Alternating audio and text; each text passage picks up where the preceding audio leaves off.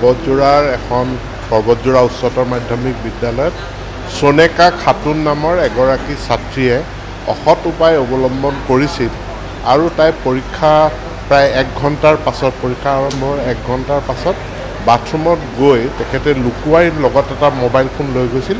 সেইটোৰ দ্বাৰা তেওঁ তেখেতৰ পতিৰ লগত হাজবেণ্ডৰ লগত যোগাযোগ স্থাপন কৰে আৰু উত্তৰ বিচাৰিছিল। পুলিচে লগে লগে কথাটো গম পায়, দুয়োকে কৰায়ত্ব কৰে, অৰ্থাৎ পতি পত্নী দুয়োগৰাকীক সোনেকা খাতুন আৰু সোনেকা খাতুনৰ হাজবেণ্ডকো গ্ৰেপ্তাৰ কৰে।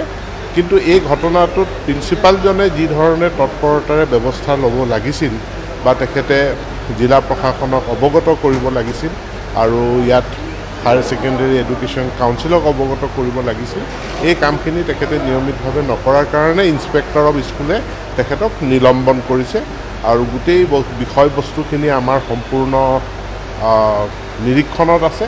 গতিকে ইয়াক লৈ চিন্তা কৰিবলগীয়া নহয়। মই পুনৰবাৰ কৈছোঁ, পৰীক্ষাত অসৎ উপায় অৱলম্বন কৰাৰ ঘটনা এটাহে ঘটিছে, প্ৰশ্ন কাকত লিক হৈ ভাইৰেল হোৱা এনেকুৱা ঘটনা ঘটা নাই।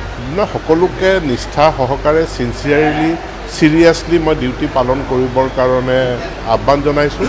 এইবাৰ যথেষ্টখিনি সতৰ্কতামূলক ব্যৱস্থা গ্ৰহণ কৰা হৈছে। ইতিমধ্যে মই নিজে জিলা উপায়ুক্ত আৰু আৰক্ষী অধীক্ষকসকলৰ লগত ভিডিঅ' কনফাৰেঞ্চ কৰিছোঁ। প্ৰশ্নকাকত যোৱাবাৰ যেনেধৰণে লিক হৈছিলে, প্ৰশ্নকাকত থানাত লিক হৈছিলে।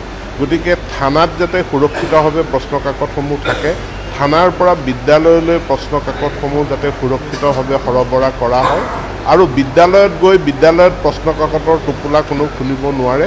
যিটো পৰীক্ষা হলত যোৱাৰ পাছতহে তাত প্ৰশ্নকাকত খুলিব পাৰিব আৰু তাত প্ৰশ্নকাকত খোলাৰ সময়ত দুগৰাকী ছাত্ৰ ছাত্ৰীৰো চহী তেওঁলোকে সংগ্ৰহ কৰিব লাগে। এটা ভাল ব্যৱস্থা গ্ৰহণ কৰা হৈছে। মই ভাবোঁ বাকী পৰীক্ষাসমূহ সুকলমে অনুষ্ঠিত হ'ব।